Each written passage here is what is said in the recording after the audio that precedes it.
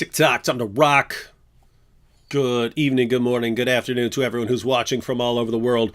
Robert and I here, we keep saying, keep hoping that there will not be a show because there's no jihad. There's always jihad. It's relentless. 14 centuries. Show me a week without jihad. There is no such week. I can find no such week, David. No, indeed. No, indeed. No week, indeed.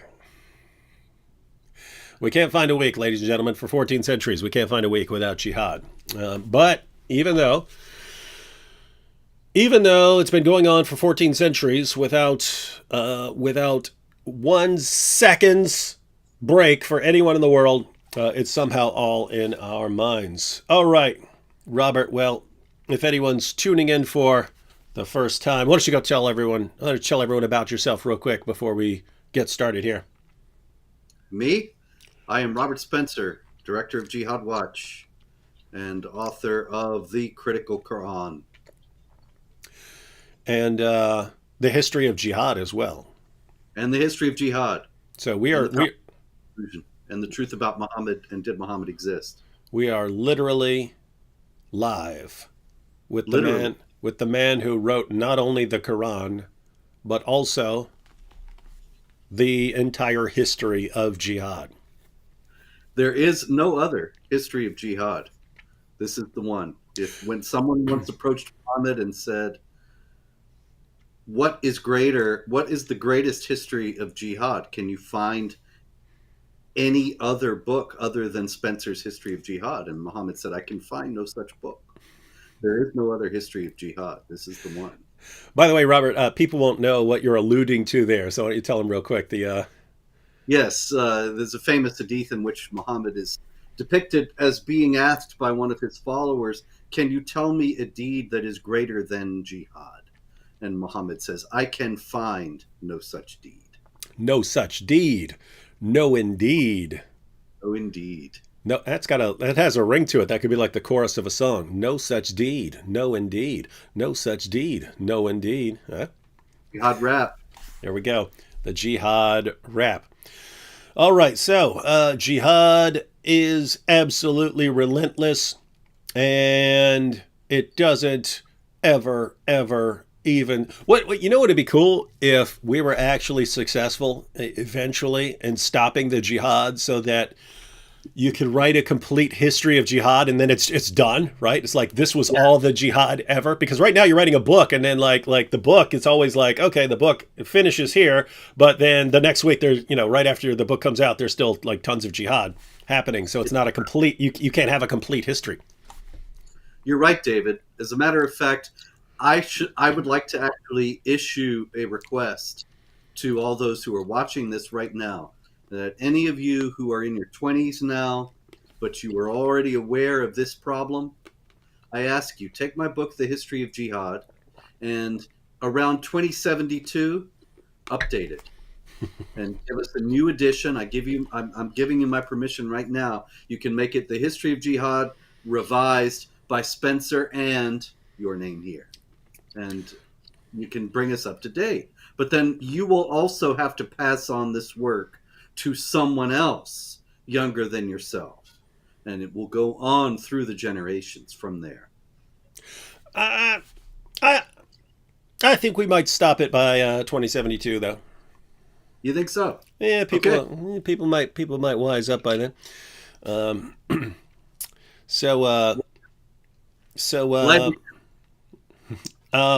Ladies and gentlemen, the links to the Critical Quran and the History of Jihad and Robert's website, Jihad Watch, are all in the description box, so be sure to get those. So if you really want to understand jihad, you have to know the history of jihad. But as we just said, it's incomplete, because as soon as Robert puts out a book, the jihad continues. Well, that's why you go to his site, Jihad Watch, and then you're up to date. You're totally up to date then. So read the history of jihad and get the Critical Quran. Then you understand the underlying foundation of jihad, then you got the history of it, and then you have the most up-to-date information about it from his website. So you have all those links there. Be sure to grab that. All right, now Robert, we always say we're hoping there's no jihad, but I happen to know there's been some jihad because I've seen it, and the thing I've seen most over the past few days is a story about a tailor who was I haven't read up on it or something like that. This is just based on tweets, so I'm getting the information from you here. Sounded like a tailor. A tailor had said something supporting Nupur Sharma and was brutally murdered for it. That's what I gathered. Yes, that's basically it. That he had expressed support. Kanhaiya had expressed support on social media for Nupur Sharma, who is, of course, the famous, now internationally famous, former spokeswoman for the BJP party, the ruling party in India.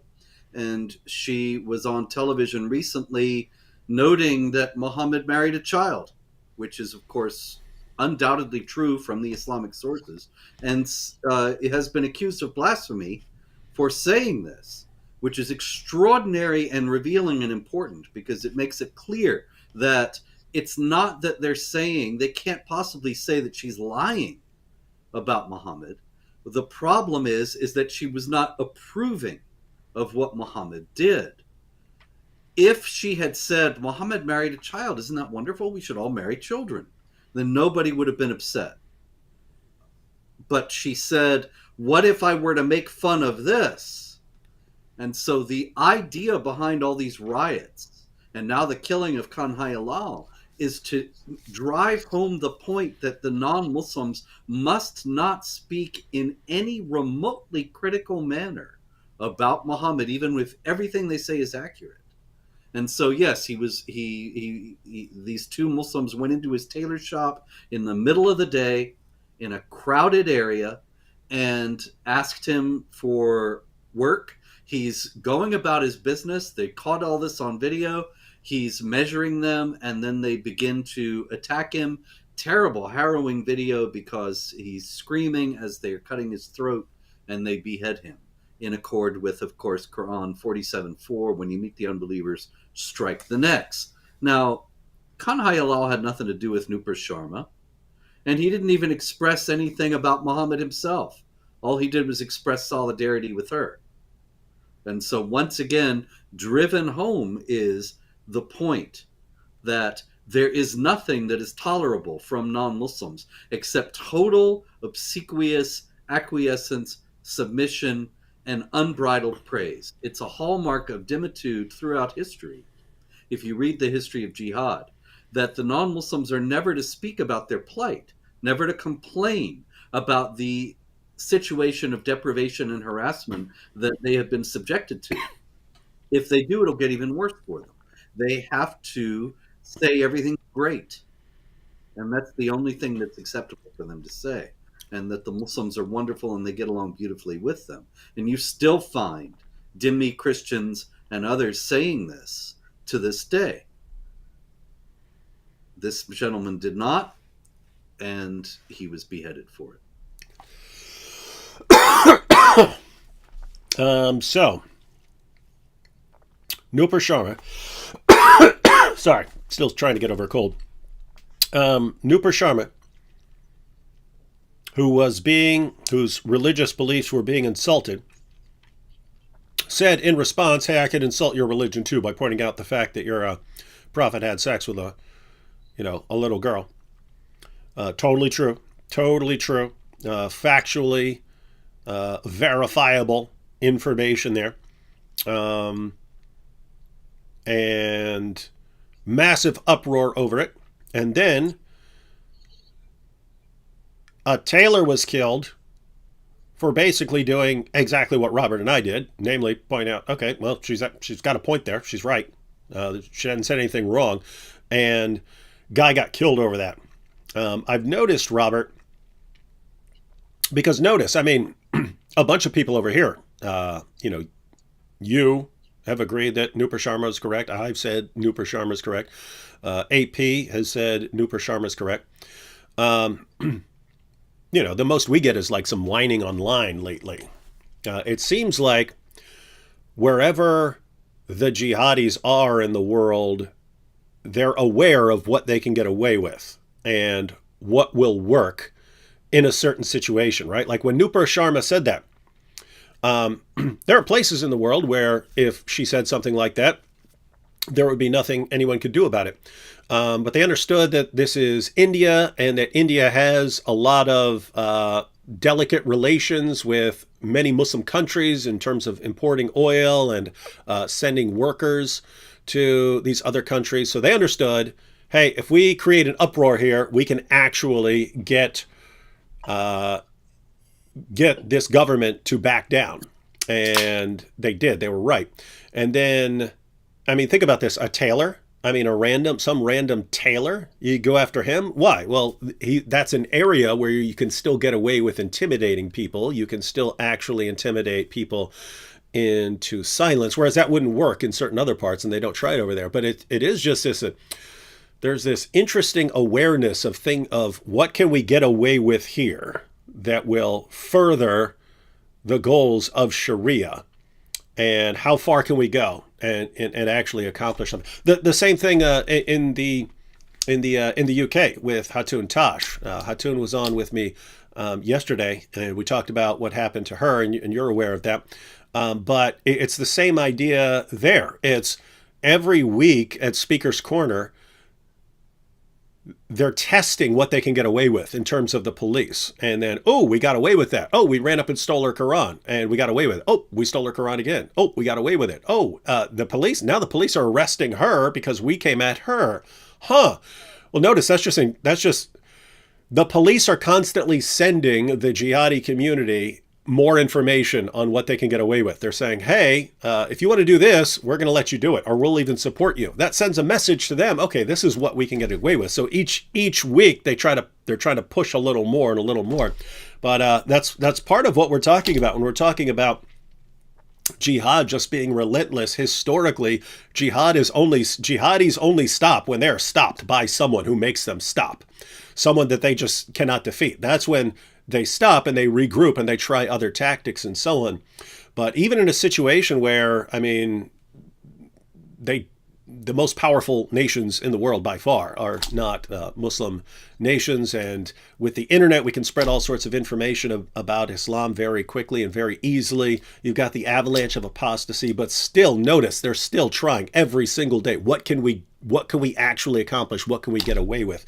And you get different answers of what you can get away with in India and what you can get away with in another place. But definitely seems relentless, Robert. No doubt about that. Relentless. Actually, when I was putting together the history of jihad, that's exactly the impression I got, that this is a force that is absolutely relentless over 1,400 years, never giving up, never giving ground, a couple of places here and there being defeated, but for the most part, just continuing relentlessly, inexorably to advance. But this has always been, and I took care to point this out in the book, this has always been because of infidels who, for various reasons, for short-sighted reasons of short-term expediency or advantage, give the jihadis a leg up and aid them in their efforts. If infidels are not doing that, then there's no advance. And so that is a very important lesson for the modern age that the modern age doesn't seem interested in learning, but there it is. And we're the bad guys, ladies and gentlemen. We're the bad guys. We're pointing it out. All right, what else you got? I know that wasn't the only jihad that's happened. Unfortunately, there's quite a lot, David. It was a very busy week for the jihad. And the second biggest story of the week comes out of Norway.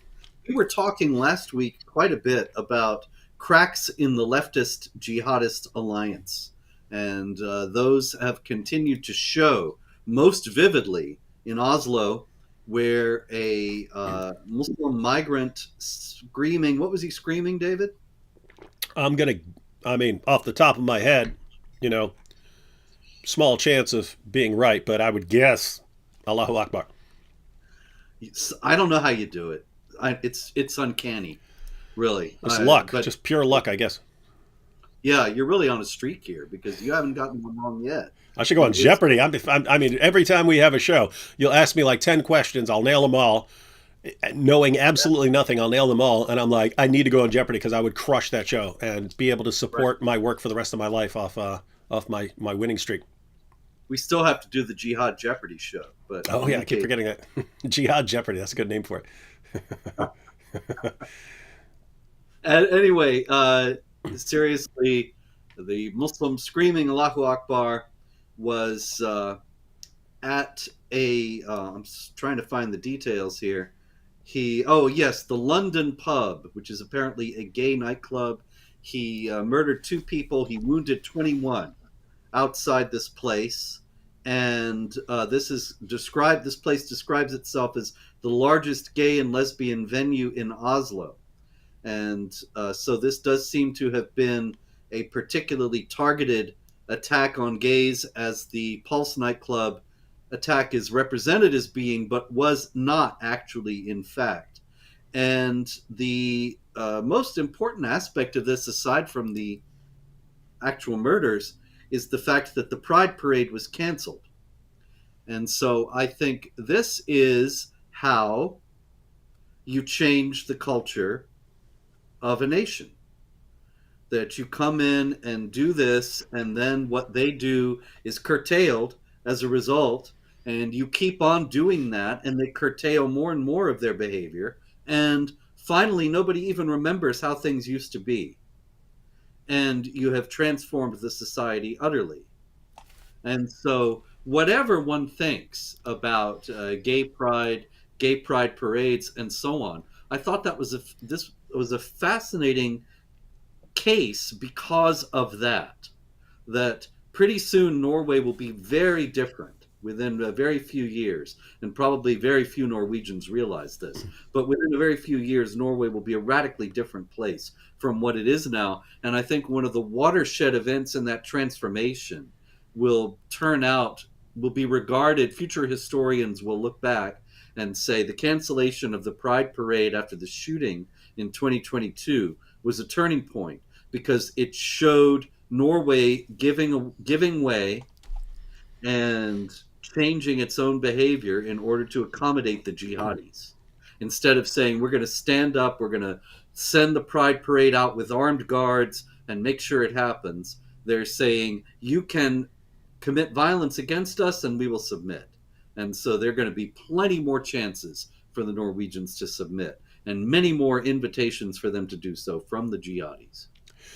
Yeah, I mean, we've said it a million times. Anytime the jihadis say, "Hey, we're going to kill you over this," and you say, "Oh, okay, we'll change our minds on that," then you haven't stopped the violence. You just encouraged the violence. You just told them how to beat you.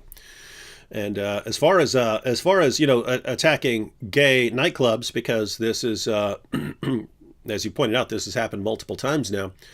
There could be multiple reasons for that. It could just be, hey, it could be someone who just hates gay people for religious reasons.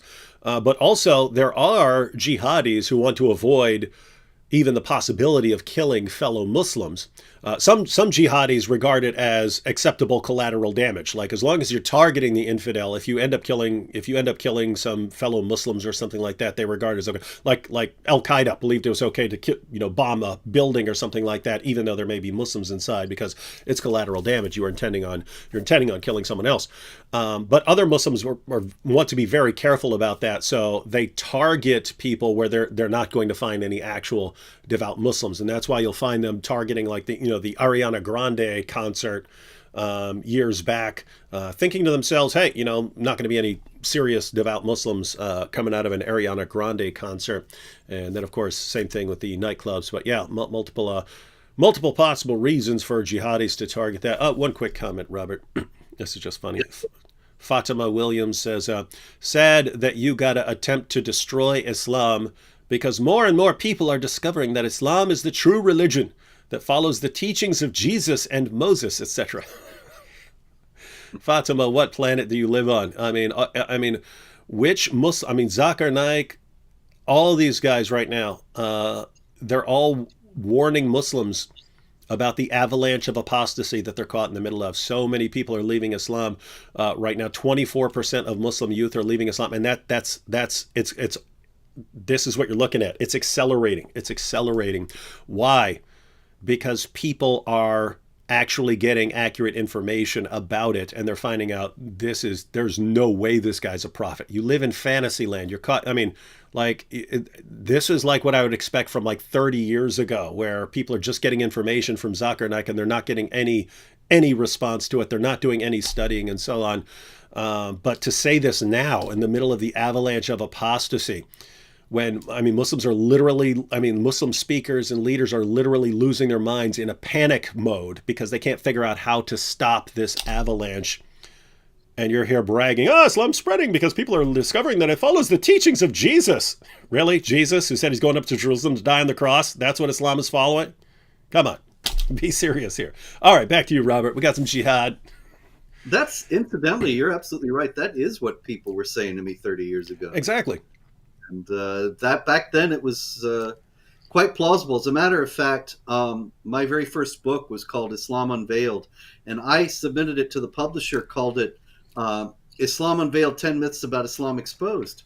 And the publisher thought that was too strong. I don't know why, but in any case, he changed it to Disturbing Questions About the World's Fastest Growing Faith. And in 2001, 2002, that is indeed how people regarded it. But now, well, there was no avalanche of apostasy at that time, at least not in any open way. Yeah, and you had the situation you had even back then was you had Pew Research saying that Islam's the world's fastest growing religion and so on, and people saw that, you see how fast it's growing, it must be because people are realizing that it's the truth about Jesus. No, it was birth rates because of all the third world countries where Muslims just had the highest birth rates. That's why the number was blowing up. Wives and 25 children, you're going to raise the birth rate. Yep, and so then what do you have? Well, you had the internet. And as soon as we started spreading information on the internet, you can actually go back to one of my earliest articles from probably 2005 or something like that, when I wrote an article called "Islam Beheaded: The Information Superhighway and the Death of Mohammedanism," and I said this internet here, where we can now get information into the houses of Muslims who've been shielded from this information for 14 centuries, is going to destroy Islam. And here we are, not too long after, and and we've got an avalanche. Well, maybe you were right all along. Anyway, more cracks in the edifice. The leftist Islamic Alliance. There's been quite a lot here during Pride Month, and we have one out of Australia that I thought was interesting. This Salafi scholar Wissam Haddad, who goes by Abu Usaid, and he preached a sermon at the Al Madina Dawa Center in Sydney, Australia.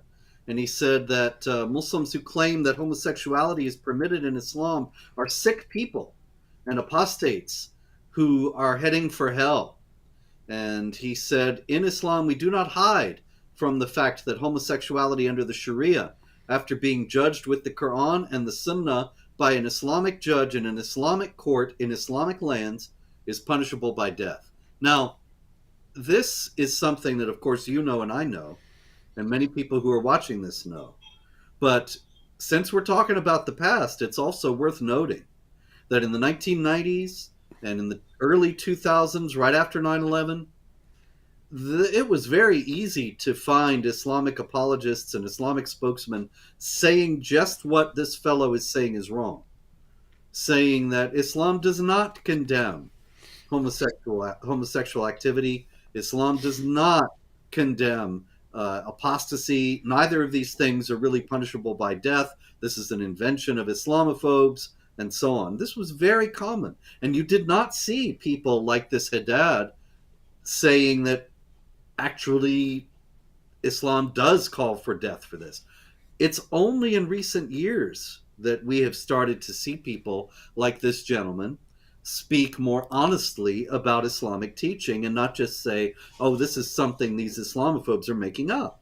And I think that's a function of something you've referred to in earlier shows, David, that as the numbers of Muslims grow, then you have a transition from the period in which tolerance is preached, a la the Meccan passages of the Quran, and consequently there's an attempt to show that Islam is benign and nothing to be concerned about, and then it changes with the growth of Islam in a particular area, and people begin to be more assertive and more honest about what it actually teaches.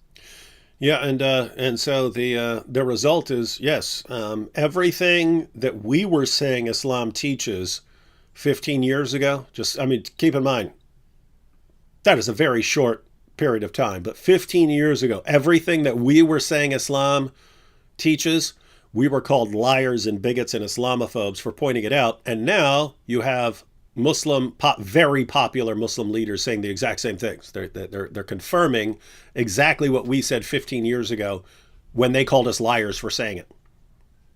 Exactly. No, indeed. Yes. No, indeed. Yes. I really got to get the T-shirts made. But in any case, in the meantime, David, there is no shortage of the same kind of willfully ignorant and self-deluded governing officials. And so while Muslim leaders are becoming more honest and open about what Islam teaches, the same denial and willful ignorance nonetheless prevails in all too many areas. And so a story came out of Britain. Shabir Ahmed, who was the leader of the Rochdale rape gang, was identified in a report that came out last week as a local council's welfare rights officer. And the police knew, while he was the local council's welfare rights officer, that he was also the leader of the local rape gang. But they did not bother to inform the local council that was employing him as a welfare rights officer that he was also involved in this unsavory behavior on the side.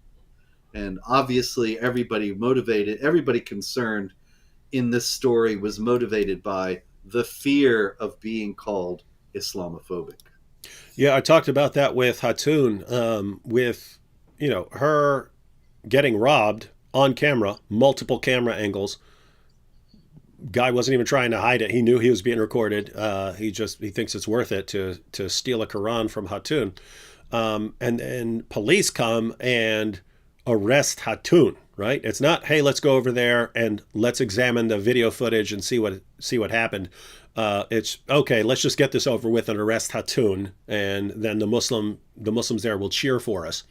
I pointed out that it's the exact same mentality as you had with the grooming gangs. It's we're so terrified of being called Islamophobes that we'll throw other people under the bus. In the case of the grooming gangs, let's throw thousands, tens of thousands of little girls under the bus, even though they're being, groomed, drugged, raped, gang raped, pimped, and so on. And let's just throw all of them under the bus so that we don't get called Islamophobes. But they'll do the same thing. Here's Hatun Tash, and she's been hit, stabbed, everything else on camera. But if we have to decide between going after her or being called Islamophobes by going after the people who are actually doing this stuff, we'd rather just throw Hatun under the bus and lock her up. Easier to arrest her, too, than to arrest a whole group of angry young men who were probably stronger, younger, tougher than the police themselves. Yeah, and notice pretty straightforward to go over there and say, hey, I know everyone's recording on your camera phones. Show me who took her stuff. Right there. I mean, this is like a detective's dream, right? I mean, committing crimes with multiple camera angles and photographs of the guy can be pulled up within seconds. And it's too much work. We don't want to do that. We'll just lock her up. It doesn't fit the narrative. It's not. It can't it doesn't coincide with official Britain's construct of reality that Muslims would be bothering Hatun. Hatun bothering them, sure, that makes sense to them. So they go with that. They don't need any evidence. We don't need no stinking badges. That's a reference from a movie from the 40s. Never mind. Now, meanwhile, in Germany. Wait, what did you say? Just repeat what you said. We don't got to show you no stinking badges. Oh, I remember. That's Treasure of the Sierra Madre. You are correct, sir. Yeah. Once again, you have shown you're gonna clean up on Jihad Jeopardy. Although I'm not sure there's gonna be a whole lot of questions about Treasure from the Sierra Madre but you never know. Meanwhile, in Germany, and is a researcher on Islam, a non-Muslim, who researches about jihad violence, Suzanne Schroeter. She heads the Frankfurt Research Center, Global Islam, and heads up, is actually part of an expert group on political Islam that is in the Federal Ministry of the Interior. But the Federal Ministry of the Interior, she says, gives them scant funding, and they're barely able to do anything. And a much more lavishly funded group by the Ministry of the Interior is one that is studying Islamophobia. And it's very clear that the German authorities believe that jihad is not so much a problem, Islamophobia is the problem. And this, of course, is something they share with governments all over the Western world. And the United Nations. Indeed. No, indeed. No, indeed. Strange story out of Belgium, meanwhile, while Western authorities are anxious in every case to exonerate Islam, it also must be noted that Islamic jihadis are often, or actually unanimously, in every case, always anxious to shift responsibility themselves, and generally tend to shift the blame to their victims. And we see this on a large scale with Osama bin Laden and others, noting that the United States or whatever other entity had engaged in some egregious behavior that justified his defensive jihad. And we also see it in small ways. And that's what this is an example of. In Belgium, there was a migrant from Syria who was on trial for the rape of his 8-year-old stepdaughter. And his defense consisted of saying that she was very mature and tried to seduce him. She's 8 years old, David. And so clearly he was used to seeing somebody of that age in a sexual manner, probably coming out of the example of Muhammad, or at least aided and abetted by the example of Muhammad and Aisha. And when he is put on trial for this, he says, well, she's older than that in her head, and she seduced him, because of course it couldn't be his fault. It has to be hers. And this goes with also actually Islamic apologetic attempts to claim that Aisha, well, yes, Aisha was 9, but see, she had reached puberty already because it was a hot climate, which is something I've heard many times.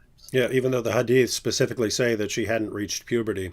And even though the Quran itself, Surah 65, verse 4, says that you can marry, divorce, marry, have sex with, and divorce girls all before they've reached the age of puberty. But I've also seen Muslims, when I bring up the issue of Muhammad and Aisha, do the same thing and try to blame Aisha and say, but she was flirting with him and giving him the look and so on. I'm just thinking, a 6-year-old, it would not matter. I mean, if a 6-year-old girl was flirting with a 50-year-old man, 50-plus-year-old man, you need to tell her parents about that, because the girl's got some issues. Yeah, it's incredible. But meanwhile, out of Finland, we have the Finnish politician, and what's her name? I don't know how to say this. Jutta Urpilainen.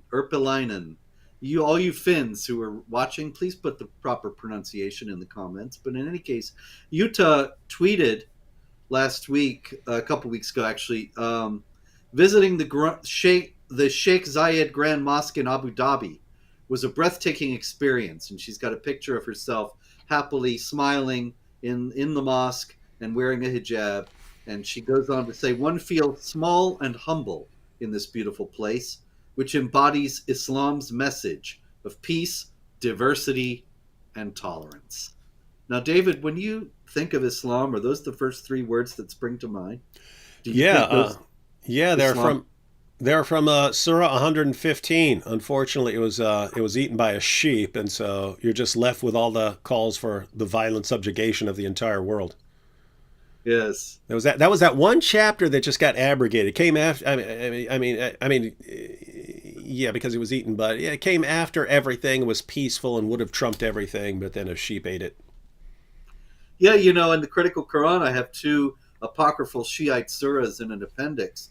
And I remember when I was going through them and getting them ready for the book, thinking, gee, this is a shame. You know, this is just Shiite propaganda. And it's kind of a missed opportunity. There's so many things they could have put in there.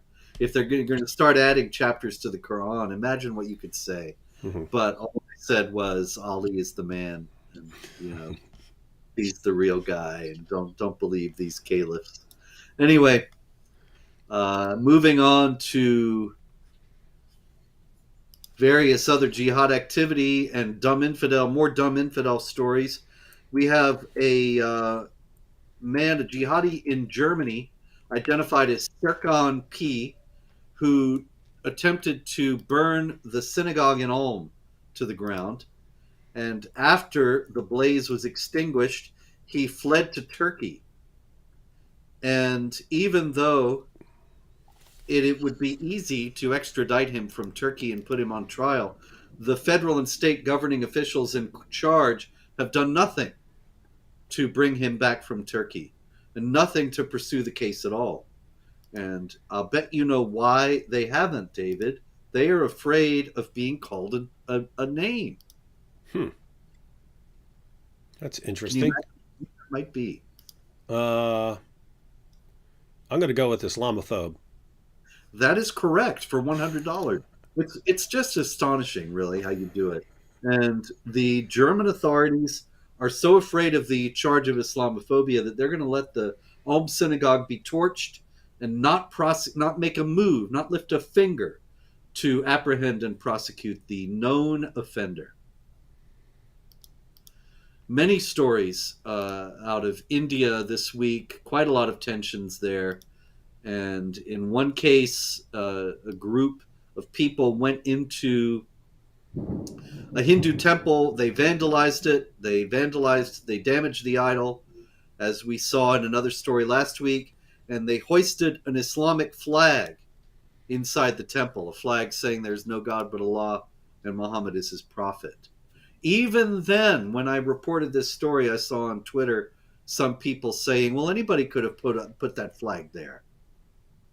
And I think, well, yeah, you know, David, sometime when you're free, we really ought to go into a church and replace the American flag with the Shahada flag, because that's what Christians do.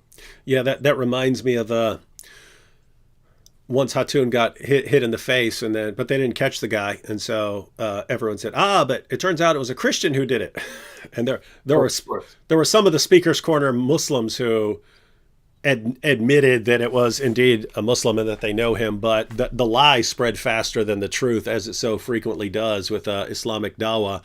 And so to this day, I get comments, it was actually a Christian. And then the same thing when she was stabbed. It was actually a Christian who did it. And so they just, they keep doing this. They're probably going to say it was a Christian who stole her Quran because he's upset. And so the idea is there are all these Christians who are enraged at Hatun for making fun of Muhammad, and they keep attacking her and stealing her stuff. And then ironically, it's the Muslims who cheer for the Christian who does this stuff. Ironically.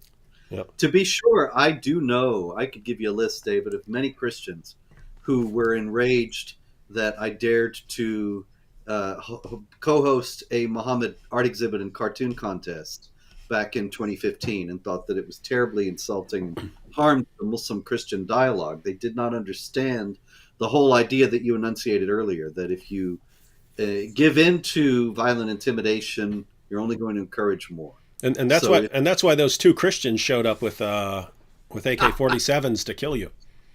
Yes, because they were so offended that we were harming the dialogue. The reality is that when people are saying you can't draw Muhammad or we'll kill you, if nobody is going to draw Muhammad after that, then they're going to come back again later and say, now you can't do X or we'll kill you. And it just keeps advancing. Sometime you have to call a halt or you're just going to get more. Mm-hmm. But anyway, meanwhile, let's see. In Burkina Faso, David, this past week, a group of men, that's how they are identified in the news story from AFP. Men. Watch out for those men, ladies and gentlemen. That's right. Men. No women were involved. They burst into a baptism ceremony in a church in Burkina Faso and opened fire, murdering 8 people. Now, if you look at a map and you see where Burkina Faso is in relation to Nigeria, and you think about what kind of people might want to kill people at a baptism ceremony, I'm thinking that the chances are about 105% that this was Islamic jihadis. But here again, not a word, not a hint of that generally in the reports. I did find one that said suspected jihadis, and I think that's a more than justifiable suspicion. Armed men also acted in the Democratic Republic of the Congo this past week, killing 14 civilians in a couple of raids in the eastern part of the country. And this was blamed on the Allied Democratic Forces. Often the Allied Democratic Forces are a group that appears in news stories without any further identifying information. They are actually, despite their name, they are an Islamic State ISIS group that is dedicated to waging jihad in order to impose Sharia over the area of Central Africa in which they operate, Central and West Africa. And so the Allied Democratic Forces killed 14 people in the Democratic Republic of the Congo. In another case, the same group, the Allied Democratic Forces, ambushed 3 vehicles that Christians were riding in and murdered over 10 Christians. And here again, the specific targeting of Christians also would give any attentive reader a good clue as to who was involved. But most people don't really pay all that much attention nowadays. Absolutely true. Let me take just because I don't know how long Fatima Williams will be tuning in. Respond to a quick comment here because it proves a point. Fatima says, not true. The Quran was completed before the Prophet's death, and it was memorized by very many. So it was never changed, unlike the Bible, which have hundreds of editions and revisions, 10% diff per edition. And you just wonder why it's always the most clueless people in the world who talk the most about things that they don't know, right? Like people who get all their information from Zakir and from horrible websites, the ones who try to educate people the most. But let me just read a couple of passages from Muslim sources. This is Ibn Abi Dawud's Kitab al-Masahif. Many of the passages of the Quran that were sent down were known by those who died on the day of Yamama, the Battle of Yamama. Abu Bakr sent a bunch of people who knew parts of the Quran into battle, and they were slaughtered. So many of the passages of the Quran that were sent down were known by those who died on that day, but they were not known by those who survived them, nor were they written down. Nor had Abu Bakr, Umar, or Uthman by that time collected the Quran, nor were they found with even one person after them. Whoops. So notice that you have in the Muslim sources, they talk about this. They talk about, originally it's based on the idea of memorization. We're all just going to memorize the Quran and memorize parts of the Quran, and you've got this part memorized and I've got that part memorized. And then a bunch of the people die in battle, and they specifically say, and since the Quran hadn't been compiled by that time, parts of the Quran were lost forever. Muhammad's companion, Ibn Umar, when he saw later on people claiming that they memorized the entire Quran, he told them, he said, don't ever say that you've memorized the entire Quran, because how do you even know what it is when so much of it has already been lost? And you see examples of this all over the Muslim sources. So let me just give you an example right here. This is Abu Ubaid's Kitab Fada'il al-Quran. Aisha said, Surat al-Azab, Surah 33, used to be recited in the time of the Prophet with 200 verses. But when Uthman wrote out the codices, he was unable to procure more of it than there is in it today, i.e. 73 verses. More than 100 verses were lost from that one chapter of the Quran. Why? Because a bunch of the people who had it memorized died in battle. And of course, there's this famous passage, Sunan Ibn Majah, 1944. It was narrated that Aisha said, the verse of stoning and of breastfeeding an adult 10 times was revealed, and the paper was with me under my pillow. When the Messenger of Allah died, we were preoccupied with his death, and a tame sheep came in and ate it. You can go to the hadith. These verses, the verses of stoning an adulteress and of breastfeeding an adult 10 times, these are supposed to be in the Quran. These are in the Quran according to the hadith. They refer to these Quran passages. They're not in your Quran today. What happened? Aisha's sheep ate them. Allah couldn't protect the Quran from a sheep, Fatima, and you're here educating us on the perfect preservation of the Quran. This is what happens when you don't bother to study and you just try to explain everything. As far as your other comment, the Bible's been changed. Well, check out Surah 3, verses 3 to 4. Where Allah says that he's the one who revealed the Torah and the gospel. You can check out Surah 6, verse 115, where Allah says that no one can change his words. You can look at Surah 7, verse 157, where Allah says that during the time of Muhammad, Jews and Christians still had the Torah and the gospel. You can go to Surah 5, verse 43, where Allah tells Jews that they don't need Muhammad because they still had the Torah. They still have the uncorrupted Torah. You can go just a few verses later, Surah 5, verse 47, where Allah tells Christians that they don't judge by the Quran. They're supposed to judge by the gospel, which only makes sense if they judge by the gospel. You go a little later to Surah 5, verse 68, where Allah says that Jews and Christians have no ground to stand upon unless they stand upon the Torah and the gospel, which makes no sense if these books have been corrupted. And so, Fatima, so you're sitting here, you have no clue what you're talking about when you talk about the Quran. And when you complain about the Bible, you're attacking your own God and calling him a lying idiot. This is why you study first, then come here and start challenging everyone. All right? Study first, then come challenge everyone. But you're not going to do that, are you? You can't help yourself. You're just going to keep commenting and embarrassing your prophet. But go ahead. All right, go back to you, Robert. We'll probably hear more from Fatima here in a second. with more factually verifiable information she got from some lame YouTube video. Incidentally, I believe it must be a very old one because, I remember hearing, there again, this is old stuff. Hearing 20, 30 years ago, I remember some guy saying the Christians revise their Bible every 5 years and send out the new edition. Where are you getting this? This is total fantasy. But this was circulating around, the idea that the Christians are constantly revising the Bible. That's 20, 30 years ago stuff. I don't know what old material she's accessing. Incidentally, also, I think that Aisha, it's very convenient probably that the tame sheep ate the breastfeeding passages. She probably just didn't want to end up having to breastfeed a lot of strange men.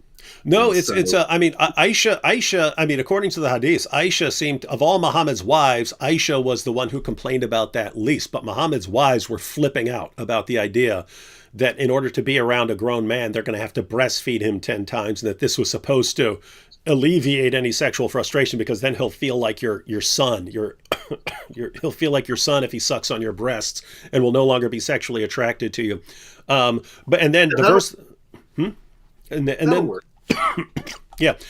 verse of stoning, of course, Aisha was almost on the receiving end of that verse. She was almost stoned to death. So just think about this. You've got this verse in the Quran about breastfeeding adults, and all Muhammad's wives are flipping out over this, thinking this is like the stupidest thing any man has ever come up with. And then you've got the verse of stoning an adulteress, and they're all terrified of that because Aisha was almost stoned over an accusation. And then, I mean, she literally says that Muhammad died.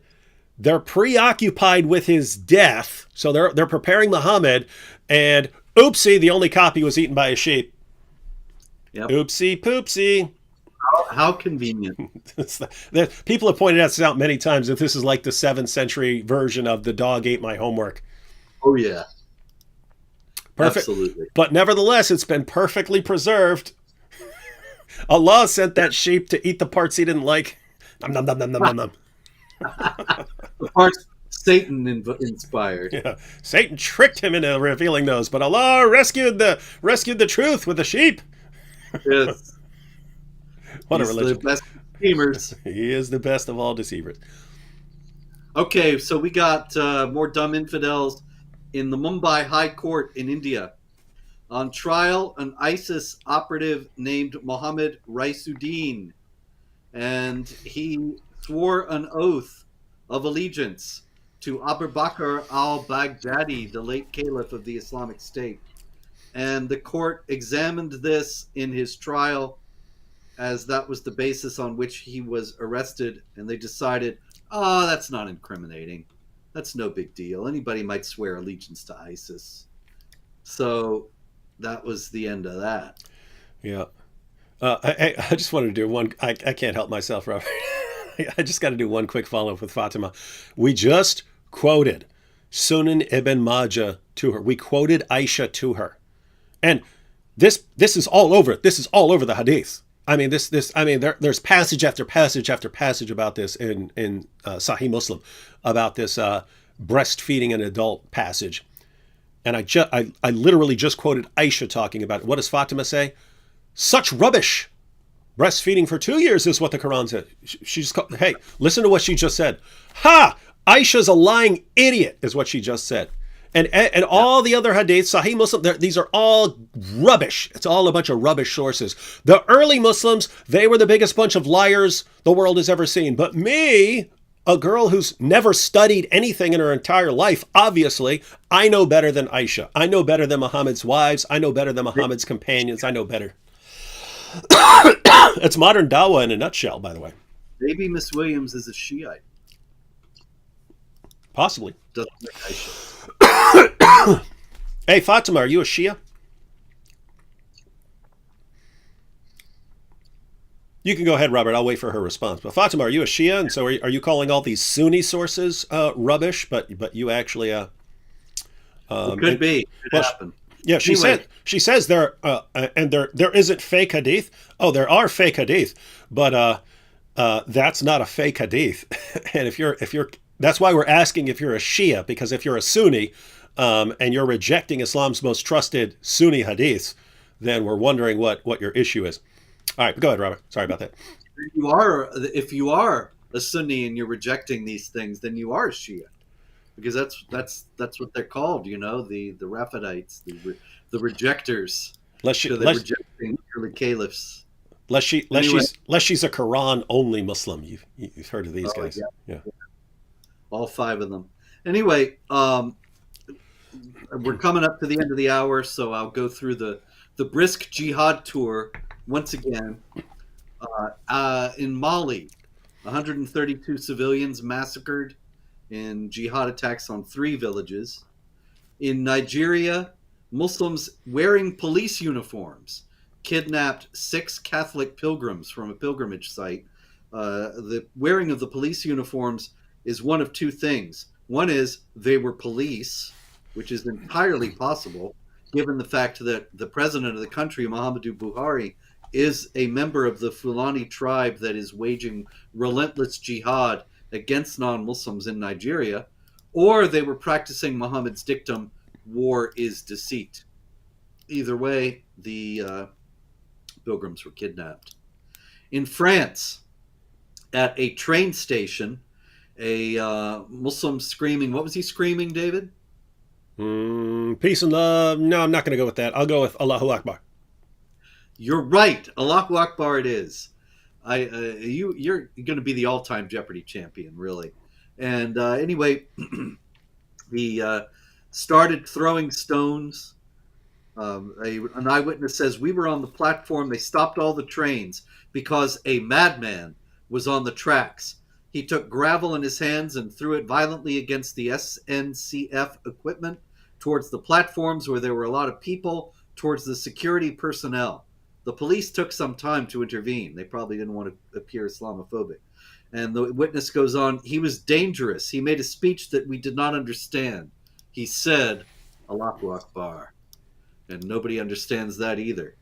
In another case in France, a Muslim screaming. What was he screaming, David? I feel like I'm definitely going to get one of these wrong by just going with my gut every time. But I'm going to say Allahu Akbar. I don't know how you do it. It's uncanny. But in any case, he jumped out of the bushes with a knife, screaming Allahu Akbar. The knife wasn't screaming it. He was screaming it. And he attacked a couple of police officers who were able to subdue him. In Afghanistan, a very popular YouTuber out of Afghanistan. Interestingly enough, I didn't know there were YouTube stars in Afghanistan. But in any case, this fellow, Ajmal Hakiki, he was beaten for for insulting verses of the Quran. And he was made to apologize with bruises all over his face after beating by the Taliban. And he said, we have been promoting Western culture and values, and for this, I apologize. And I thought it was noteworthy, since most of the people who are the self-appointed or elected guardians of Western culture and values would insist that there is no incompatibility between Islamic culture and values and Western culture and values, and that those who think so are vicious Islamophobes. But clearly, the Taliban, which is a very self-consciously observant Islamic government, thinks so as well. In Nigeria, a Catholic priest was gunned down by Islamic jihadis. In Iran, where the Ayatollah Khomeini very famously said, there is no fun in Islam, there are no jokes in Islam, there is no humor in Islam. 10 teenagers were arrested for participating in Go Skateboarding Day. In Indonesia, also because there is no fun in Islam, a nightlife chain called Holy Wings, apparently some sort of club, but in any case, they were offering a free bottle of gin to women named Maria and men named Muhammad, and were duly charged with blasphemy, because we all know that men who are named Muhammad are all the prophet of Islam, and consequently to offer them a free bottle of gin is blasphemous. In Nigeria also, 13 scrap metal scavengers were murdered by Islamic jihadis. In Italy, 2 Muslims were plotting a jihad massacre. One of them was put under house arrest and the other was set free. They don't want to appear Islamophobic. In Lebanon, the interior minister ordered security forces to crush Pride Month events. Yet again, showing the weakness of this leftist Islamic alliance. In Pakistan, interestingly enough, Pakistan is an Islamic republic and generally implements Sharia all around the country in every detail, but the Pakistani Taliban has warned that if they are not free to implement Sharia in its fullness, we will wage a countrywide jihad. In Bangladesh, a mob of jihadis was menacing a young Hindu student over Nupur Sharma, I believe, and the principal stepped in and was made to wear a garland of shoes, which of course is a tremendous insult and humiliation in Islamic cultures. And so this was a Hindu teacher defending a Hindu student, and was publicly humiliated for saving him from the mob, you would have thought that all the moderate Muslims would have stepped in and stopped any kind of violence in that case. In India, another YouTuber, actually, a Muslim YouTuber with 303,000 subscribers, called for rape and beheading of various people he thinks are blasphemers or supporters of Nupur Sharma. And that, I believe, takes us through most of the jihad for the last week. There is quite a bit more, but we've come to the end of our time, and so we can leave it there. Yeah, we've talked about this before, Robert, but notice all of that information about the attacks in African countries. We don't hear a lot about things in France where it's, someone slaps someone or even someone stabs someone. But it's interesting that you can have like mass murders in Africa, jihad mass murders, and it seems like they're every week. And we never hear about any of those. Whereas, like, a tailor gets killed in India and we hear about that. And it just really seems that, like, reporters just don't care what happens in Africa. They just do not care about African Christians. They do not care about any other African group that is getting slaughtered in the name of Allah. But I mean, except for like, I think the Chibok girls where there was a mass kidnapping and stuff like that. Apart from that, you almost never hear anything. I mean, you'll go 2 or 3 years without hearing anything about Africa, and yet it's just relentless every single week. There are these attacks there. And it's like, I don't know, it seems like they just don't care. That's right. There's no doubt about it. And also it shows how far the jihad is advanced, that you don't see this in Europe, you don't see this in India on this kind of regular basis, but in a few years, you will. Mm-hmm. I can't resist. Before we close out, Fatima says, this is the response, ladies and gentlemen. So Fatima says, in response to us pointing out the fact that the early Muslim community referred to these verses of breastfeeding adults, in response to that, Fatima says, aha! As the Quran said that a woman breastfeeds for 2 years, then naturally that hadith is fake, all caps, so you know she means it, because the Quran triumphed the fake hadith. Now, how is this done? Let me count the ways. So Fatima seems to be aware of the idea that if something were a clear contradiction of something in the Quran, Muslims would go with the Quran. This is not a contradiction at all. It's not within a million miles of a contradiction. The Quran says, yes, you breastfeed your baby, you breastfeed a child for 2 years. That has nothing to do with Muhammad's command to breastfeed adults, which was, again, revealed as part of the Quran. In fact, it was revealed in 2 verses of the Quran, because it was revealed as 10 and it was revealed as 5, because so many people complained about the 10. But those verses were both in the Quran at the time of Muhammad's death. And then a sheep ate all these verses on these topics. But what was this about, Fatima? Because you don't seem to be familiar with the issue and you think it's contradicting some claim about breastfeeding babies. Muhammad's companions started coming to him saying, hey, I have to go away for business. And as I'm going away for business, my wife is at home. Only problem is we've got this young stud who works around our house. And I'm worried that my wife is going to do something while I'm gone. What do I do, Muhammad? How can I know that I can trust my wife around this man while I'm gone? Muhammad went to Allah about it. And Allah revealed, as part of the Quran that you're saying has been perfectly preserved, tell the woman, so you order your wife to breastfeed the man that she has to be around 10 times. And after she breastfeeds him 10 times, he'll technically be like her son. And therefore, you don't have to worry about them having sex while you're gone.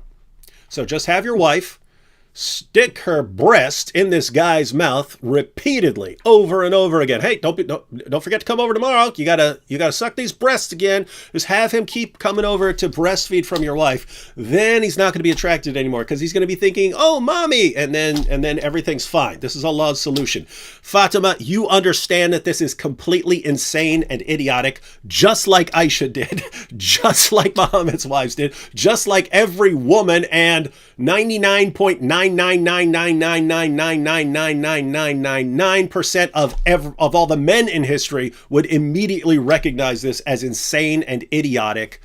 What does that say about your God and your prophet? Because they thought this was a brilliant solution. Here we go. And so the hadith that you're calling a lie, Sunan ibn Majah, 1944, it was narrated that Aisha said, "The verse of stoning and of breastfeeding an adult 10 times was revealed, and the paper was with me under my pillow. When the Messenger of Allah died, we were preoccupied with his death, and a tame sheep came in and ate it." You're calling that a lie. You're saying what are you saying? Aisha lied. You're saying that other people lied, because it's all over. Sahih Muslim 3597. It was narrated that Aisha said, among the things that were revealed of the Quran was that 10 breastfeedings make a person a mahram.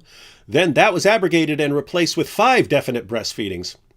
And the Messenger of Allah passed away when this was among the things that were recited of the Quran. Notice what she just said here. The Messenger of Allah passed away when this was among the things that were recited of the Quran. This was the part of the Quran when he died. What happened? Why isn't it recited today? A sheep ate it. She had the only copy. This is what's in your sources of about your perfectly preserved book. And you're calling it a lie. Why? Because the Quran says, well, breastfeed babies. You say, all this stuff about breastfeeding adults have to be lies, even though it's all over our sources. My goodness, this, ladies and gentlemen, we're pointing this out for a reason.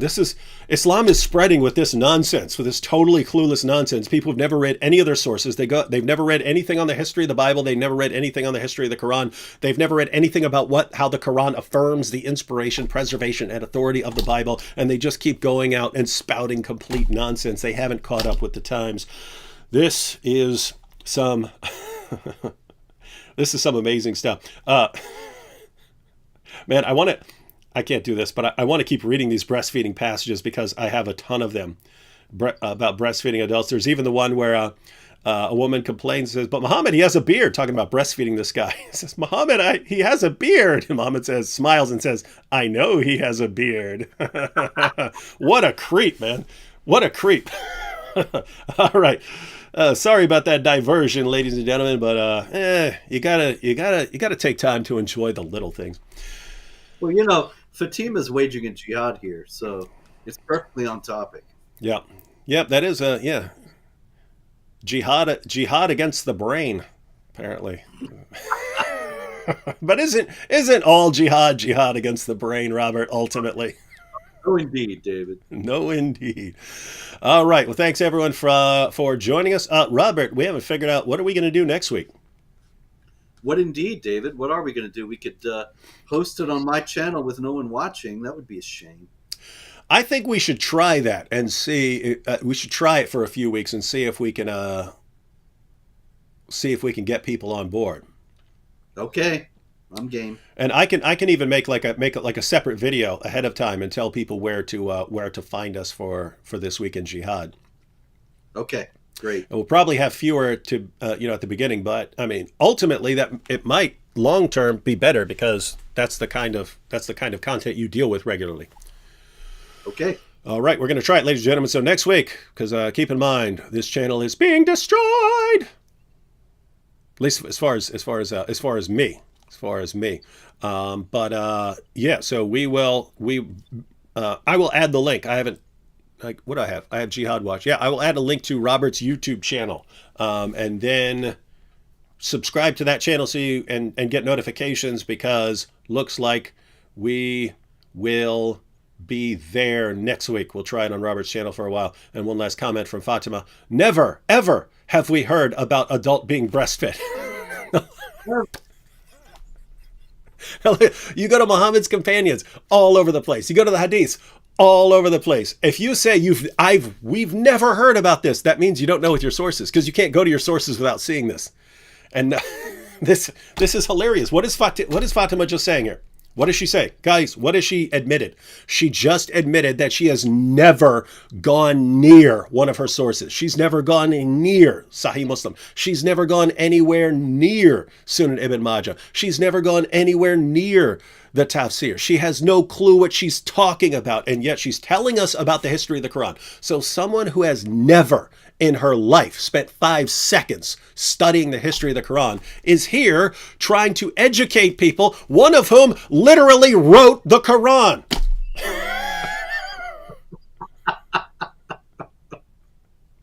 Wow. One second. Fatima, you see this? See that guy right there?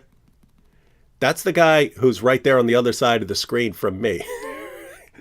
You've never studied. Open this book. It will be filled with things you've never heard, because wherever you get your information, they don't show you this stuff. And what's amazing, and it will always be amazing to me, is you can have no clue what you're talking about because you get all your information from people like Zakir Naik. We can show you your own sources and show you exactly what your prophet, your God, your prophet's companions, your prophet's wives, we can show you what they said and that they all agree 100% with what we're saying. And when we show you what your prophet, your God, your prophet's companions, your most trusted sources say, your response is, ha, idiot, I've never heard any of those things that my God, my prophet, and my prophet's companions and my most trusted sources have said. Therefore, I'm going to go with the lame websites where I get all my information from, believe them, and I'll believe that you guys who are actually quoting my God and my prophet's companions and my most trusted sources, and I'll believe that you're liars. This is, Fatima, if you've learned nothing else today, learn this. There should be a light switch turning on right now, right? The reaction should not be, these guys are quoting all of my sources to show me that my God and my prophet and my prophet's companions, they all said this. But the people where I get my information from, they're not familiar with any of this. Okay. There are 2 possible reactions here. One, we're just making up all these sources, even though we gave you the sources and you could go look them up right now. We gave you the information. So you can conclude that we're liars, ignore what we said, never bother going to your sources, because you never have before, obviously. You can just completely avoid your sources for the rest of your life and say, they're liars because that wasn't on the website I go to. Or you can have this light switch moment where you realize, wait a minute, David and Robert have all of this information that's in my most trusted sources. It came from my God. It came from my prophet. It's there from my prophet's companions. But the people where I get my information from lied to me about all of that. That means that I can't trust these people who keep lying to me. I need to listen to the people who are actually quoting my sources to me. That's the light switch moment, because here's what happens, Fatima.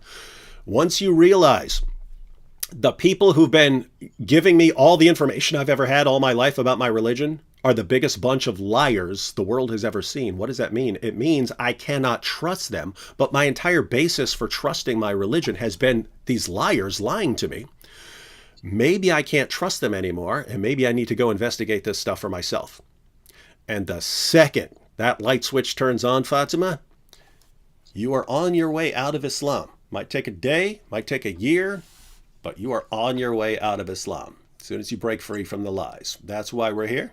We're here to help you, even though you insult us, even though we point out how dumb you are with this. And I don't mean intelligence-wise, I just mean information-wise. You have no clue what you're talking about. You're here trying to educate everyone. Ultimately, this is not to attack you. If you have no clue what you're talking about, you need to be told that you have no clue what you're talking about. That's not an insult. That's telling you the reality about yourself. So we are here ultimately to help you, not to deceive you. Everyone who's telling you about your religion and telling you all these lies, they're lying to you. We're telling you the truth. For some strange reason, you love the liars and you hate the people who tell you the truth. And somehow your religion convinces you to do this. But if a religion convinces you to love lies and hate the truth, what's that tell you about the religion? Catch y'all later.